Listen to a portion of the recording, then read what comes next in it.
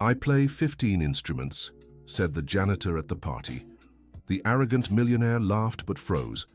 Michael Williams held the mop with trembling hands as the laughter echoed through the golden hall of the Harmony Club. Businessman Richard Thompson had just humiliated him in front of all the most important guests in New York City, calling him a mere servant who would never amount to anything in life. It was then that Michael, a black man of 50 with graying hair at his temples, let the mop fall to the marble floor and lifted his face with a dignity that surprised everyone. "I play 15 instruments," he said, his voice calm but firm. The laughter intensified. Richard Thompson, a white man of 45 wearing an impeccable tuxedo, clapped sarcastically. "Of course you do, and I'm the conductor of the New York Symphony Orchestra," he mocked, provoking more laughter from the guests. But something in Michael's face made Richard's smile falter. There was a disturbing familiarity in those eyes, a memory that insisted on resurfacing even after so many years. The gala celebrated the 25th anniversary of Richard's company, a construction firm that had become an empire in the New York real estate sector. The hall was filled with business people, politicians, and high society personalities. Crystal chandeliers reflected golden light onto the tables adorned with imported flowers and glasses of French champagne. Michael had been working as a janitor at the club for only 3 months. He was a discreet man who arrived early and left late, always politely greeting the more senior staff. No one knew much about his personal life, only that he lived in a simple apartment in Chelsea and needed the job to support his daughter who was studying medicine.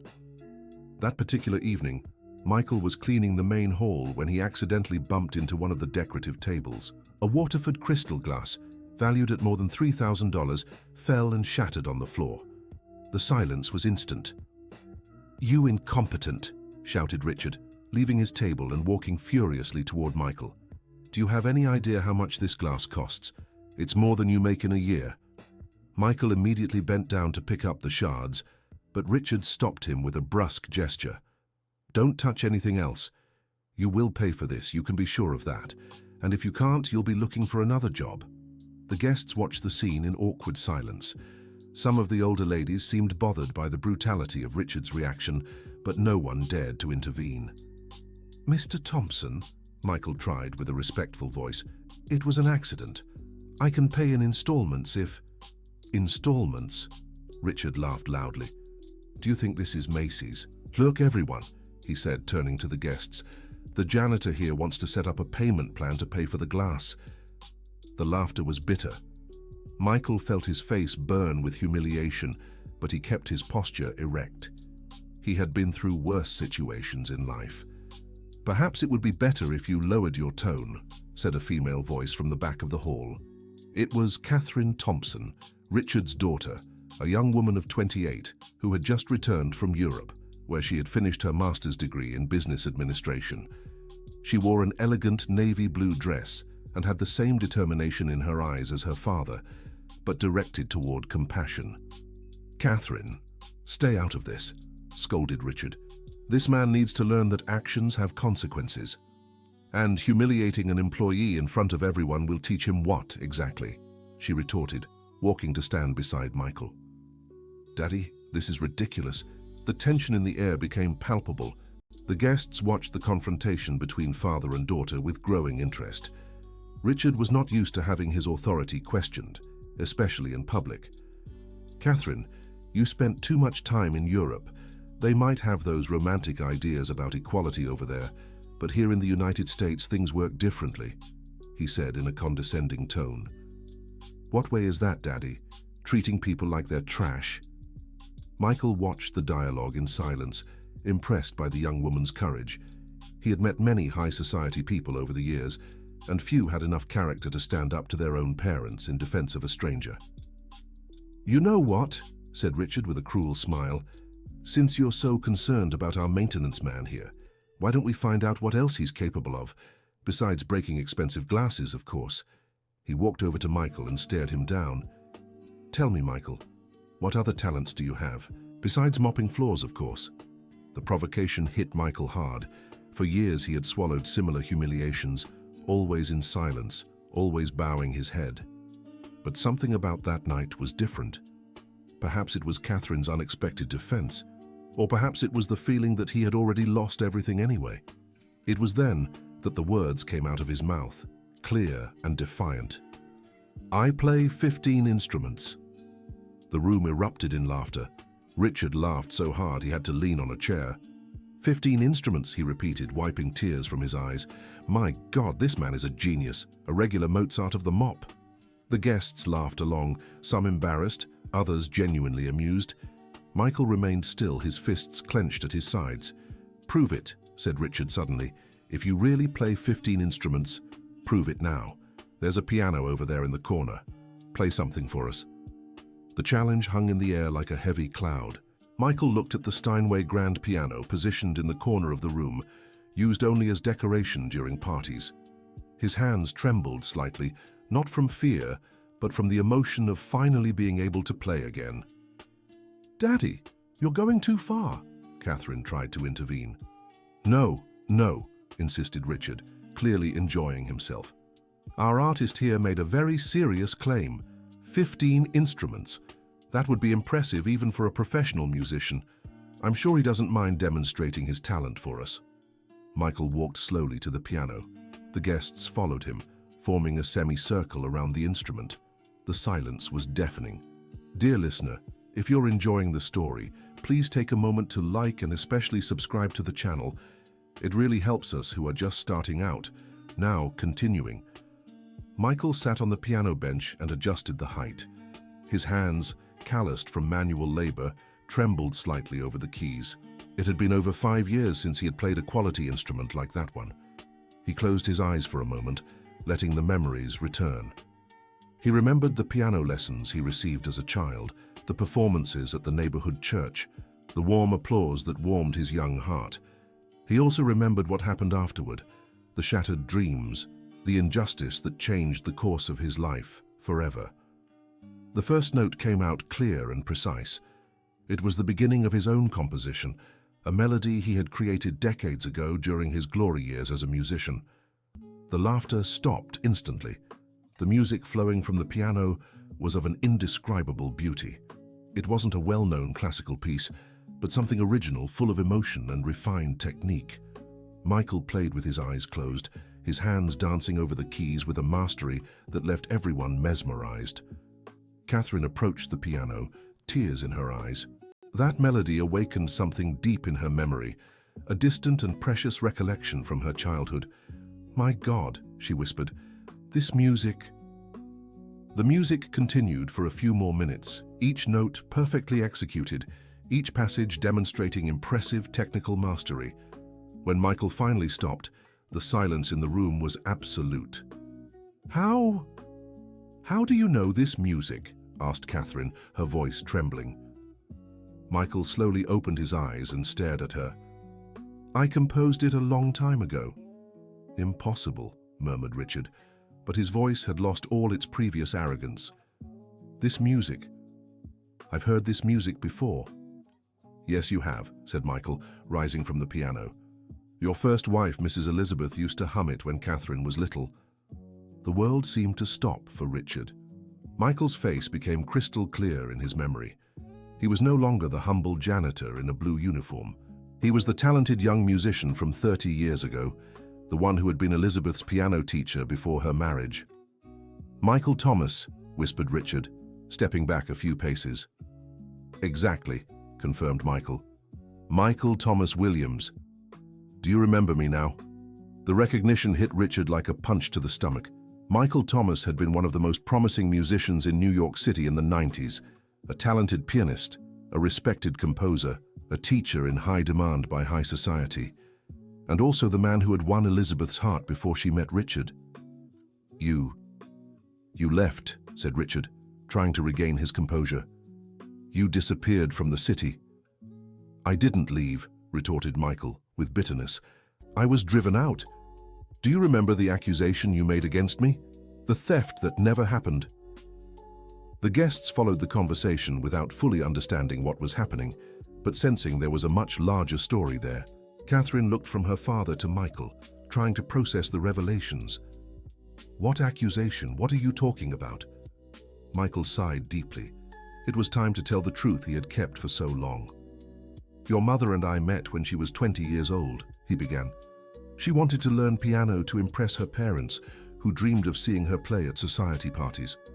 I was a private teacher and was hired by her family. Elizabeth had been a dedicated and talented student. More than that, she was a sensitive and intelligent young woman who could see beyond social appearances. During months of lessons, she and Michael developed a deep connection, which gradually turned into love. We fell in love," Michael continued. "It was a true, pure love. We even made marriage plans. But then your father came into her life." Richard clenched his fists. Those were times he preferred not to remember, when he was still a young, ambitious businessman, struggling to build his empire. Elizabeth was from a traditional family with a lot of money. "Her father needed that alliance to expand his business," said Michael, looking directly at Richard. "And you were exactly what he was looking for. Young, ambitious, willing to do anything to get ahead in life." "You're twisting the facts," countered Richard, but his voice sounded uncertain. "Am I?" Michael smiled sadly. "Then tell me, Richard, how did you convince Elizabeth's father that I was a thief?" The question echoed through the room like thunder. Catherine looked at her father in astonishment. "Daddy, what is he saying?" Richard tried to maintain his composure, but the memories of those days came back like an avalanche. He remembered perfectly what he had done to win Elizabeth and, most importantly, to remove Michael from her life. That was a long time ago. The circumstances were different. The circumstances were that you bribed people to invent stories about me," said Michael, his voice filled with pain. "Remember William, the butler at Elizabeth's parents' house? You paid him $5,000 to say he saw me stealing jewelry from her room." The accusation had been devastating at the time. Michael, a young black musician from the Bronx, trying to explain himself against the word of a respected businessman and trustworthy employees. He never stood a chance. "Helena's father forbade me from seeing her again," Michael continued. "He spread the story of the theft throughout New York City high society. No one wanted to hire me as a teacher anymore. My career as a musician ended overnight." Catherine was in shock. The story she had always known about her parents' past was completely different. Elizabeth had told her she met Richard at a party, and it was love at first sight, never mentioning any previous romance. "And my mother?" she asked, her voice weak. "What happened to her?" Michael lowered his eyes, the pain still fresh after so many years. "Elizabeth tried to find me a few times. She left messages, tried to arrange secret meetings, but I was destroyed, ashamed. I thought it would be better for her if I just disappeared from her life." "You abandoned my mother," accused Catherine. "I sacrificed myself for her," corrected Michael. "I thought she would be happier without carrying the weight of a relationship with a man who had lost everything. It was the hardest decision of my life, but I thought it was the right one." Richard watched the conversation in silence, reliving those days that changed all their lives. He had truly loved Elizabeth, that was true, but it was also true that he had used questionable methods to win her over. "Elizabeth married me 6 months later," said Richard, finally finding his voice. "We had a good life together. She was happy." "Was she really?" questioned Michael. "Or did she just learn to accept her lot?" The question hit Richard in his most sensitive spot. During all the years of marriage, he had noticed a silent melancholy in Elizabeth, a sadness she carried even in the happiest moments, especially when she listened to music. "My mother used to hum that song you just played," said Catherine suddenly. "Every time she was sad, she would hum that melody. I asked her where it was from, but she never told me." Tears began to stream down Catherine's face. She was beginning to understand that her mother's melancholy had a name and a reason. "She never forgot you," she said to Michael. "Even married, even being a mother, she never forgot." Michael felt his heart tighten. All those years he had wondered if he had made the right decision. Now he knew Elizabeth had suffered as much as he had. "Where have you been all these years?" asked Catherine. "Trying to survive," replied Michael simply. "After my music career ended, I did a little of everything. I worked in stores, factories, construction. I got married, had a daughter. My wife had complications during childbirth and, well, I ended up raising my daughter alone." He paused, collecting his thoughts. "Emma is in her last year of medicine now. All the money I make goes to pay for her college. That's why I'm working as a janitor at 50. It's honest work that allows me to support my family." The pride in Michael's voice was evident. Even after everything he had been through, he found strength in his love for his daughter. "You never played music again?" asked Catherine. "At home sometimes," admitted Michael. "I have an old guitar and a keyboard I bought used. Emma plays a little too. She inherited the musical taste, apparently." Richard watched the conversation, feeling smaller and smaller. The injustice he had committed 30 years ago was right there in front of him, personified in the dignified man Michael had become. "Michael," he said finally, I need to apologize." "Apologize?" Michael laughed bitterly. 30 years later, you destroyed my life, Richard. He also destroyed Elizabeth's life, even though she tried to be happy by his side. I know I can't undo what I did," continued Richard, "but I can try to make it up to you somehow. You said you play 15 instruments. Prove that to us. If it's true, I'll offer you any position you want at my company." Michael looked at him with disdain. "You still don't get it, do you? It's not about money or social status. It never was. It's about dignity, about truth, about justice." He walked over to where a guitar was leaning, forgotten in a corner of the hall after a previous performance. He picked up the instrument and tuned it quickly, demonstrating technical knowledge. "This song," he said, beginning to play the first chords, "I composed for Elizabeth the week we planned to announce our engagement." The melody coming from the guitar was the same one he had played on the piano, but now with a different arrangement, more intimate and melancholic. Michael sang a few verses he had composed at the time, his voice still strong and in tune. "In your eyes I see the dawn of a love that cannot die. Even if the world tries to keep us apart, our heart will always remember you." Dear listener, if you're enjoying the story, please take a moment to like and especially subscribe to the channel. It really helps us who are just starting out. Now, continuing. The verses echoed through the hall like a lament for lost love. Catherine was crying openly, finally understanding the sadness she had always seen in her mother's eyes. Some of the more sensitive guests were also moved. When Michael finished playing, the silence was reverent. No one dared to break the moment. "I have one more thing to show," said Michael, carefully placing the guitar back in its place. He walked over to a cabinet where other club instruments were kept. He took out a flute and, without any preparation, began to play a complex melody by Bach. The technique was impeccable. Each note came out clear and precise, demonstrating years of study and practice. The guests watched fascinated as Michael moved between different scales with impressive ease. "My God," murmured one of the guests, a businessman who had hired expensive musicians for his parties. "This man is truly a virtuoso." Michael finished the piece on the flute and immediately picked up a saxophone that was on a nearby stand. He began to play smooth jazz, improvising over a complex harmonic bass. His fingers moved nimbly over the keys of the instrument, creating sophisticated musical phrases. "How many has that been?" asked Catherine, amazed. "3, replied Michael, without stopping playing. 12 more to go." The implicit challenge in his response made Richard's blood run cold. Michael wasn't just proving he could play multiple instruments. He was demonstrating a level of mastery that few professional musicians possessed. Michael finished the saxophone solo and went to the cello that decorated one of the walls. He sat in the correct position and adjusted the instrument between his knees. With precise movements of the bow, he began to play one of Bach's most difficult suites.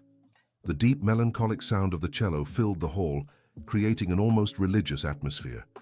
Michael played with his eyes closed, completely lost in the music, as if nothing else existed in the world. "This man should be playing in the world's best orchestras," whispered an elderly lady, the widow of a famous New York conductor. "It's a crime that such talent is being wasted." Richard heard the comment and felt the weight of guilt growing in his chest. He had not only destroyed Michael's life, but had deprived the world of an exceptional artist. Michael concluded the piece on the cello and stood up. He walked over to a drum set that was set up at the back of the hall, used by the band that usually played at the club. "Do you know jazz?" he asked, adjusting the height of the cymbals. Without waiting for an answer, he began playing a complex drum pattern, his feet and hands working in perfect sync. The rhythm was sophisticated, full of nuances and details that only an experienced percussionist could execute. As he played, Michael hummed the melody of "Over the Rainbow," creating an instrumental arrangement using only the drums. It was technically impressive and musically beautiful. "5 instruments," counted Catherine, with growing admiration. "He said 15, reminded Richard, his voice almost inaudible. Michael stopped playing the drums and went to a stand where smaller instruments were kept. He picked up a harmonica and began playing a melancholic blues, his technique demonstrating deep knowledge of the instrument. Next, he picked up a mandolin and performed an American folk song with perfect finger-picking. Then came a ukulele, played in authentic Hawaiian style. 8, counted Catherine, now with a voice choked with emotion. Michael then went to a medium-sized harp that stood in a corner of the hall. He sat in the correct position and began plucking the strings with classical technique, creating a heavenly melody that made some guests close their eyes in pure emotion. "Where did you learn to play the harp?" asked one of the guests, a retired music teacher. "At the conservatory," replied Michael, without stopping playing. "Before all this happened, I studied at the Juilliard School of Music. I was a full scholarship student, the best in my class." The revelation hit Richard like a bombshell. Michael wasn't just a talented musician. He was a prodigy who had been systematically destroyed by his actions. Michael finished the piece on the harp and stood up. He took an accordion that was stored in a cabinet and began playing authentic bluegrass, his hands dancing over the keys and buttons with impressive naturalness. 10 instruments, whispered Catherine. By this point, all the guests were completely hypnotized by the performance. Some had sat on the floor to watch better, others leaned against the walls, but no one considered leaving. Michael finished the bluegrass on the accordion and picked up a trumpet. He quickly adjusted the mouthpiece and began playing classic jazz, its clean and powerful sound echoing through the hall. His breathing technique was perfect. The high notes came out effortlessly. Next came a French horn, a notoriously difficult instrument to play. Michael performed a Mozart solo with impeccable precision, demonstrating absolute mastery of the instrument. 12, counted Catherine, with tears running down her face. Michael then picked up a banjo and played an American country song, then a cavaquinho with authentic swing, always demonstrating not only technical knowledge, but a deep understanding of the musical style of each instrument. 14, said Catherine, no longer able to control her emotion. Michael walked to the center of the hall and looked directly at Richard. "For the 15th instrument," he said, "I'll need your help." "My help?" asked Richard, confused. "Yes. You'll hold this microphone for me." Michael took a wireless microphone from a stand and handed it to Richard. "The human voice is the most complex and versatile instrument that exists," explained Michael, "and I master it in ranges from deep bass to countertenor." He began to sing, starting with low notes that seemed to come from the depths of the earth. His voice was rich, powerful, controlled. Gradually, he moved up the register, passing through baritone, tenor until reaching high notes that rivaled the best sopranos. The vocal demonstration lasted about 5 minutes, during which Michael showed not only range but classical technique, jazz interpretation, and mastery of various musical styles. When it ended, the silence in the hall was absolute. Richard remained motionless, holding the microphone with trembling hands. 15 instruments, said Michael simply. What happened next was spontaneous and moving. The retired music teacher began to applaud, and soon the entire audience was on their feet, clapping enthusiastically. Some guests were openly crying, others shouted, "Bravo!" with genuine emotion. Michael remained at the center of the hall, receiving the ovation with dignity. He didn't smile or make theatrical gestures. He simply accepted the recognition that had been denied him for so many years. Richard let the microphone fall to the floor. His legs gave way and he had to lean on a chair to keep from collapsing. The magnitude of the talent he had destroyed hit him like a tsunami of guilt and remorse. "Michael," he said, his voice breaking, I didn't know. I had no idea of your talent." "You didn't want to know," Michael retorted. "It was easier to destroy me than to admit that Elizabeth loved another man." "You're right," Richard admitted finally. "I was a coward, selfish, cruel. I destroyed your life out of pure jealousy." The businessman walked to the center of the hall where Michael still stood. "Forgive me," he said, kneeling publicly. "For God's sake, forgive me." The gesture shocked everyone present. Richard Thompson, one of the most powerful businessmen in New York City, was on his knees asking forgiveness from his employee. Michael looked at him for a long moment. 30 years of hurt, frustration, and injustice weighed on his shoulders. But there were also 30 years of growth, of maturity, of understanding what truly mattered in life. "Get up, Richard," he said finally. "Dignity isn't lost by kneeling, but it isn't regained that way either." Richard rose slowly, his eyes red with emotion. "What can I do?" he asked. "How can I make up for what I've done?" Michael thought for a moment. He looked around the hall, at all those expectant faces, at Catherine, who was still crying silently. "Do you really want to make up for what you did?" asked Michael. "Yes." "Anything?" "Then tell your daughter the truth. Tell her everything. Elizabeth deserved to have the truth known, even if it's after her passing." Catherine approached the two men. "I want to hear," she said. "I want to know the whole truth about my mother." Richard took a deep breath. The time had come to face the demons of the past. "Your mother met Michael when she was 20, he began. "They fell in love during piano lessons. It was a true, deep love. They planned to get married." He paused, gathering courage to continue. "I met Elizabeth at a party and became obsessed with her, but she was in love with Michael. So I made up a story. I paid her family's butler to say he had caught Michael stealing jewelry from her room." The words came out with difficulty, each one costing a piece of his soul. Elizabeth's father believed the accusation.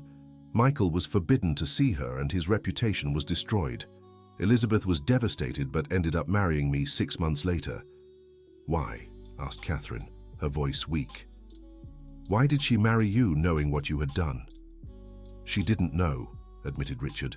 "She only found out the truth years later, when the butler on his deathbed confessed everything to her." The revelation hit Catherine like a bolt of lightning.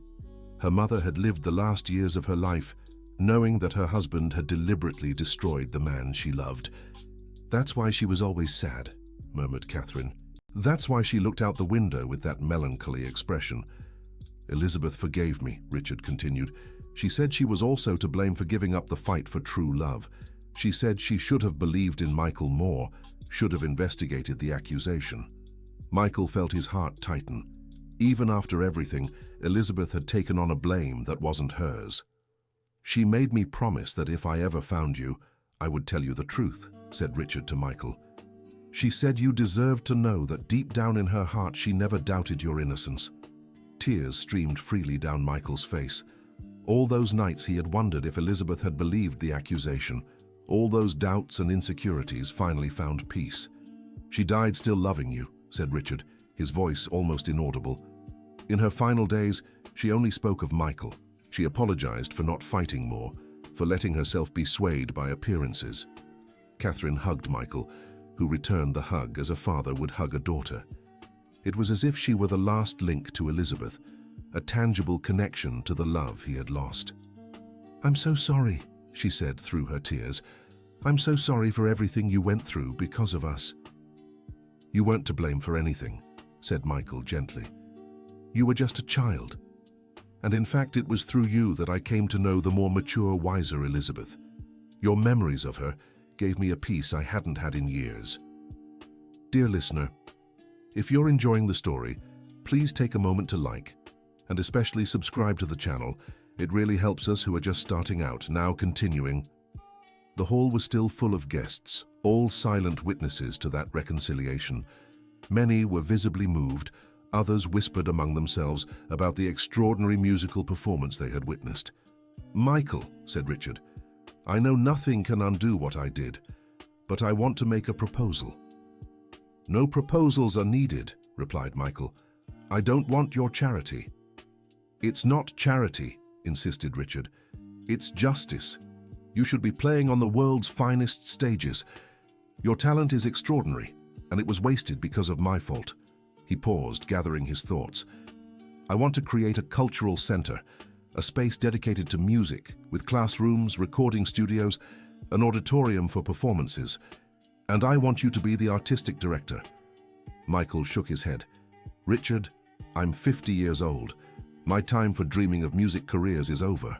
I have responsibilities, a daughter to finish raising." "Your daughter could work at the center too," interrupted Catherine. "If she's going to be a doctor, we could have a music therapy program. Music has healing power. That's scientifically proven." The idea was tempting, but Michael still hesitated. "You're speaking from the emotion of the moment," he said. "Tomorrow you'll forget all this and I'll still be just the janitor who broke an expensive vase." "No," said a firm voice from the back of the hall. It was the retired music teacher, a lady with white hair and intelligent eyes. "I am Margaret Wilson," she said, approaching. "I was a teacher at the Juilliard School of Music for 40 years. I recognize exceptional talent when I see it." She extended her hand to Michael. "Mr. Michael, it was an honor to watch your performance. I would like to formally invite you to give masterclasses at the conservatory. Our students need to know a musician of your quality." "Are you serious, Ma'am?" asked Michael, incredulous. "Completely serious. And I'm not the only one here who thinks so." Several other guests approached, offering various opportunities. A music producer wanted to record an album with Michael. An event planner wanted to hire him for performances. An orchestra director spoke about open positions. Michael was stunned. In a single night, he had gone from a humiliated janitor to a recognized and sought-after musician. "This is all happening very fast," he said. "I need time to think." "Of course," agreed Richard.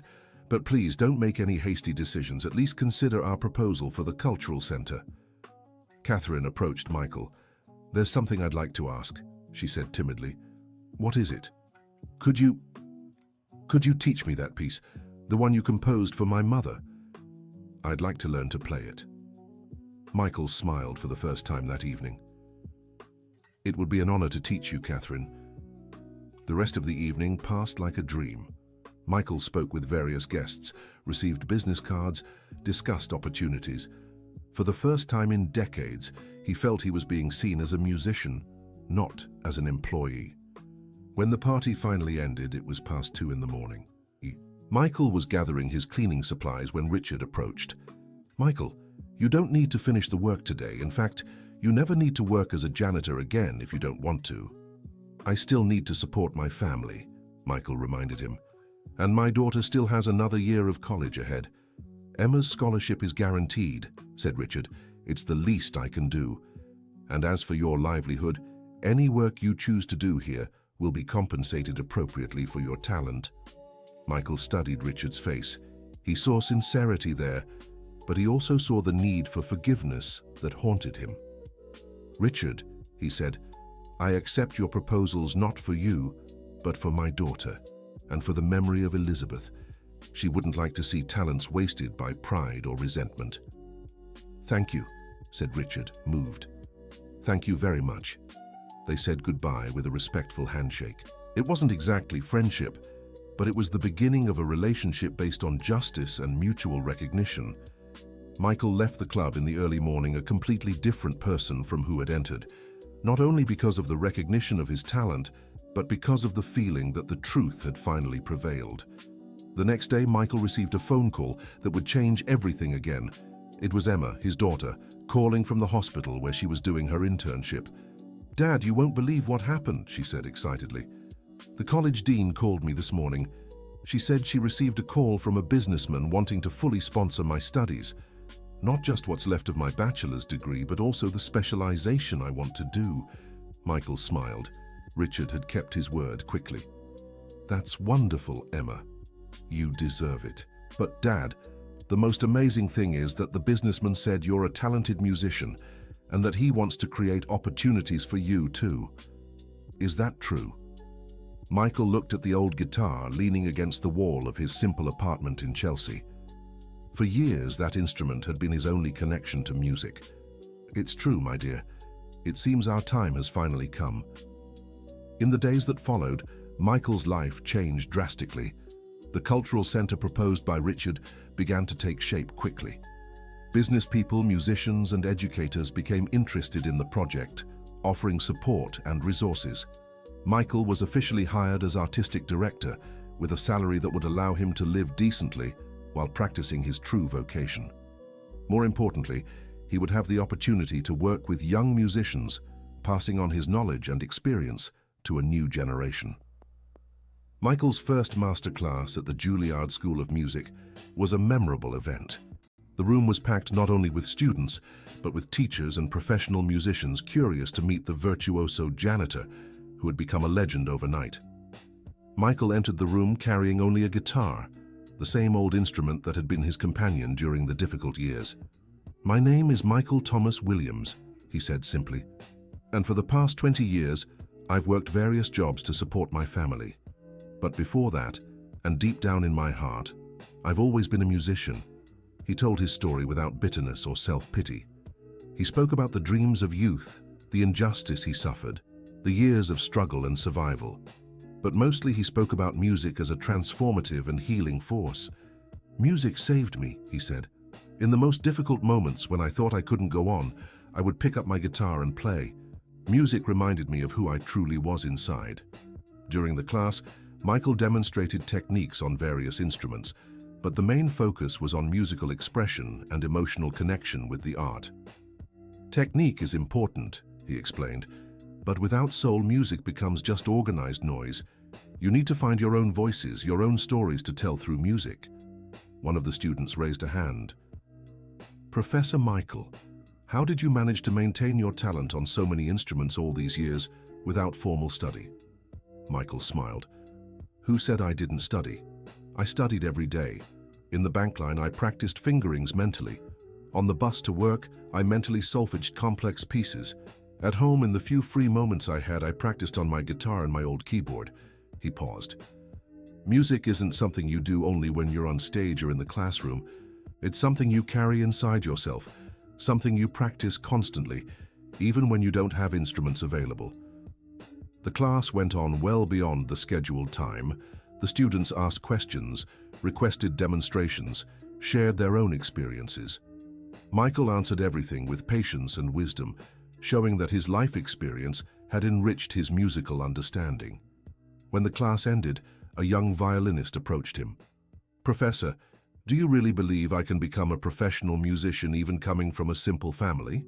she asked timidly. Michael looked her in the eyes. "Talent doesn't look at a bank account," he said.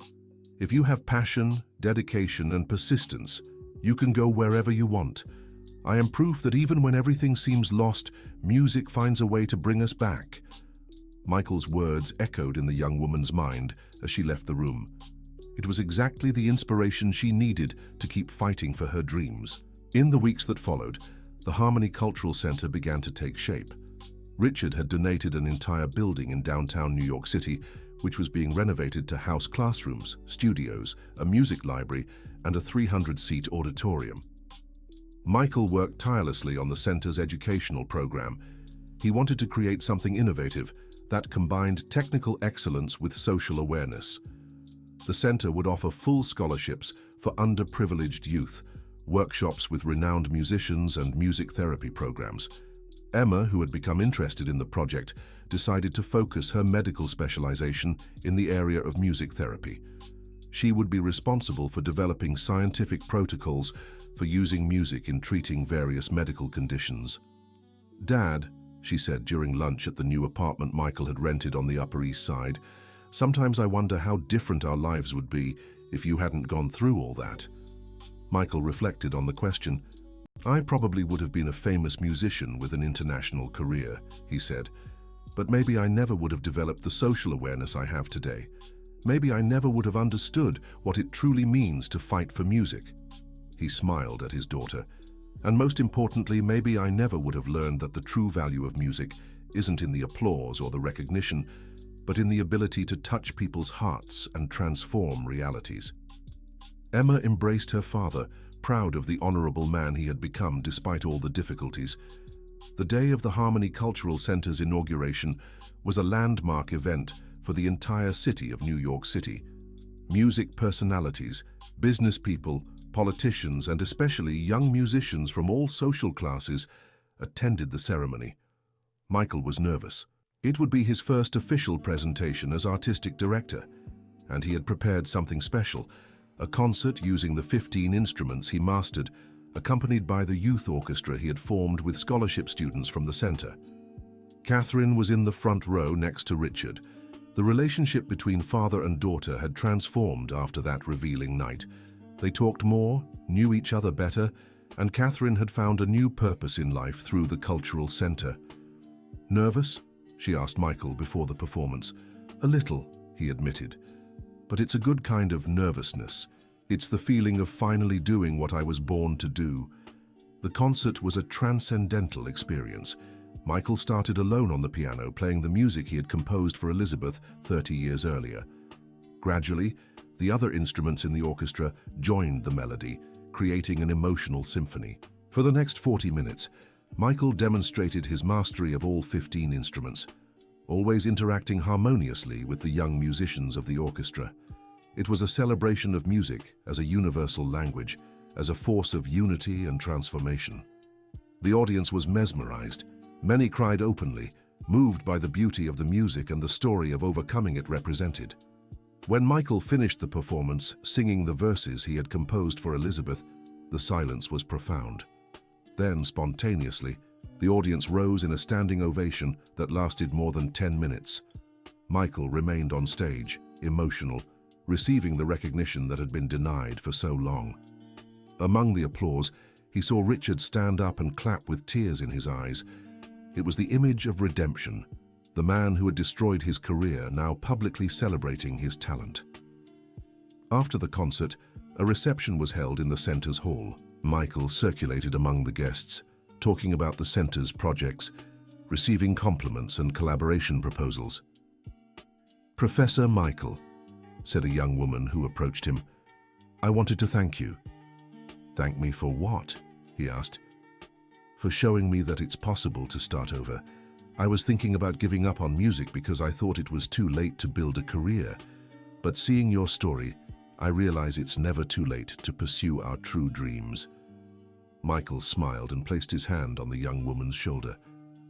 "Music has no age, my dear. It has passion, and you have a sparkle in your eyes of someone born for it." Similar conversations repeated throughout the night.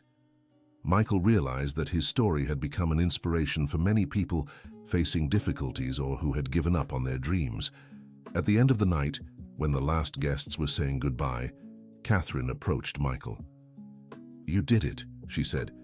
"You turned pain into art, injustice into inspiration." "We did it," Michael corrected. "Your mother did it through you. Richard did it, finding the courage to face the past. You did it, choosing truth over convention." They walked together to the exit of the center.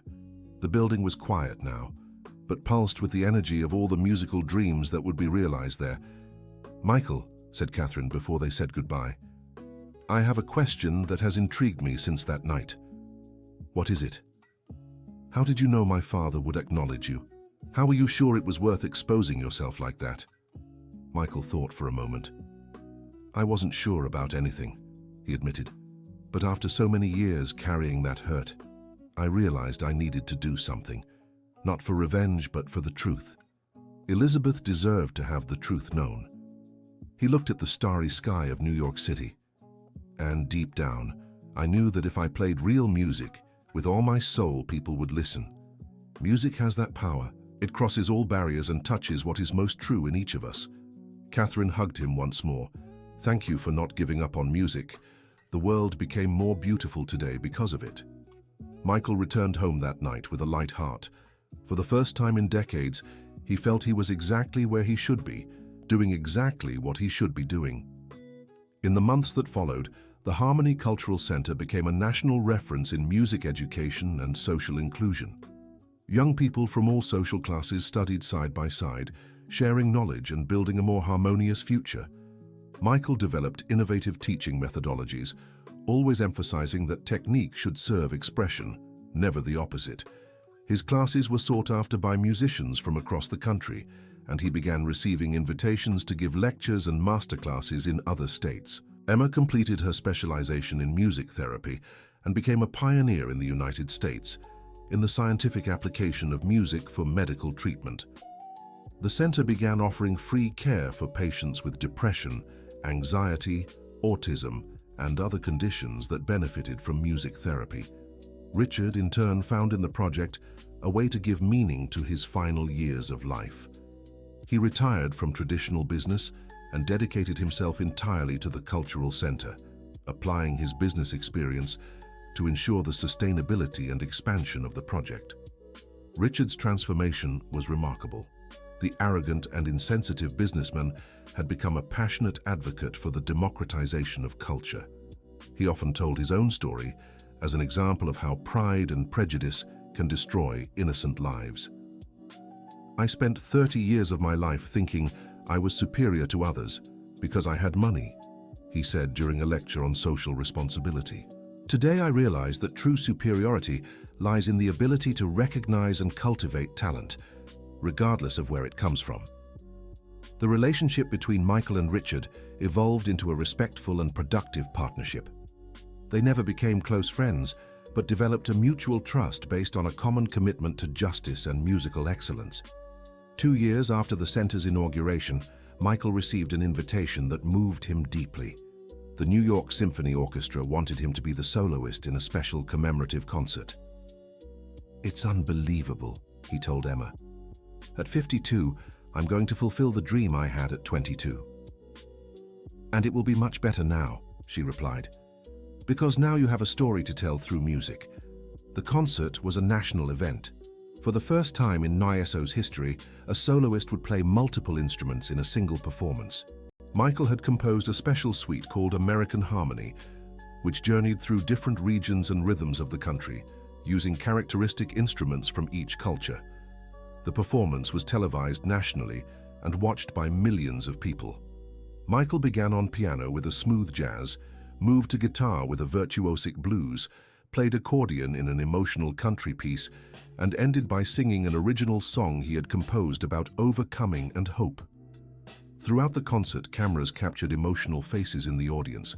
People of all ages and social classes identified with the music and with Michael's story. Many young musicians attended the concert and decided in that moment that they would dedicate their lives to music. After the concert, Michael was interviewed by several television networks. They all wanted to know the secret to his mastery of so many instruments, but mostly they wanted to understand how he had found the strength to start over after so many years of adversity. "Music never abandoned me," he explained. "Even when I thought I had lost everything, it was there inside me, sustaining me. The real lesson isn't about playing 15 instruments. It's about not giving up on what defines us as human beings." The success of the concert opened international doors for Michael. Invitations came from European conservatories, festivals in the United States, and even an offer to record an album with a major label. But Michael chose to remain in the United States, focused on the work of the cultural center. He knew his true legacy would not be the stages he conquered, but the lives he transformed through music education. "My mission now is to multiply dreams," he said to Catherine during one of her visits to the center.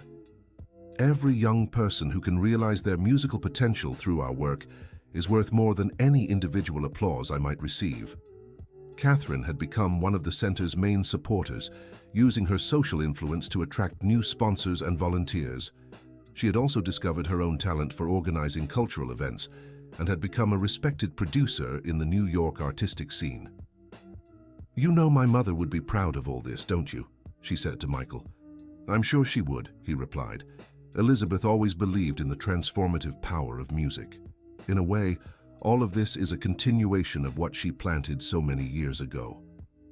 The cultural center continued to grow and expand. Branches were opened in Chicago, Boston, and Washington, D.C. The pedagogical model developed by Michael was adopted by other institutions and became an international reference for inclusive music education. Michael, now 55 years old, had finally found his true calling. It wasn't just about playing music, but about training musicians. It wasn't just about being an artist, but about being an educator. It wasn't just about realizing his own dreams, but about enabling others to realize theirs.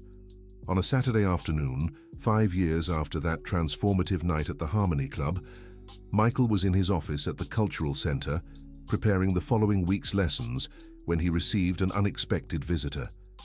It was William, the former butler of Elizabeth's family, now over 80 years old. He had asked to speak with Michael personally. "Mr. Michael," said the elderly man, his voice trembling, "I came here to ask for your forgiveness." Michael stood up and offered a chair to the visitor. "Mr. William, you don't need to apologize to me. I know you were pressured to do what you did." "It wasn't just pressure," William admitted. "It was also greed. The money Mr. Richard offered me was more than I earned in 2 years. I had small children, I needed the money." He lowered his head, clearly tormented by guilt. "But I couldn't live in peace with it. I've spent all these years regretting it. When I told the truth to Mrs. Elizabeth, she forgave me, but I could never forgive myself." Michael sat down beside the elderly man. "Mr. William, we all make difficult decisions when we're desperate. You did what you thought was necessary to protect your family. I understand that." "But I destroyed your life," protested William. "No," Michael corrected gently. "Life has mysterious ways of leading us down the paths we need to travel. If I hadn't gone through all of that, I might never have developed the sensitivity I have today. Perhaps I would have never created this center, never helped so many young people achieve their dreams." Michael smiled sincerely. "Do you want to know the truth? I'm grateful for everything that happened, because it brought me here doing exactly what I was born to do." William cried upon hearing these words. The forgiveness he had sought for decades had finally arrived, not just as pardon, but as genuine understanding. "You are a much better man than I could ever be," he said. "No," said Michael. "I'm just a man who learned that music can heal any wound, including the ones we carry within ourselves." William left the Cultural Center that day a free man. The peace he found in his final years was a gift Michael gave without expecting anything in return. This generosity of spirit became Michael's trademark. He had transformed pain into compassion, injustice into wisdom, humiliation into true humility. At the end of another productive day at the Cultural Center, Michael walked onto the auditorium stage to tune the piano that would be used for the next day's class. The space was empty and silent, illuminated only by the emergency lights. He sat at the piano and began to play softly the music he had composed for Elizabeth. After all these years, the melody still stirred the same emotions, but now they came with peace and acceptance. As he played, Michael reflected on the extraordinary journey that had brought him there. From youthful dreams to public humiliation, from the struggle for survival to well-deserved recognition, everything had conspired to shape him into the man he had become. The music echoed through the empty auditorium like a prayer of gratitude. Michael knew Elizabeth would be proud not only of the success he had achieved, but especially of how he had chosen to use it to transform lives.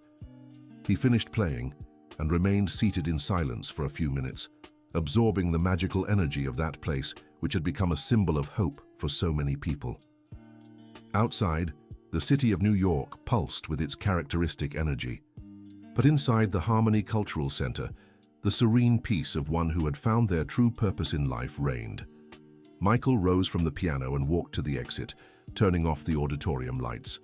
Tomorrow would be another day of classes, another opportunity to plant musical seeds in young hearts, another chance to prove that talent and perseverance always overcome the world's injustices.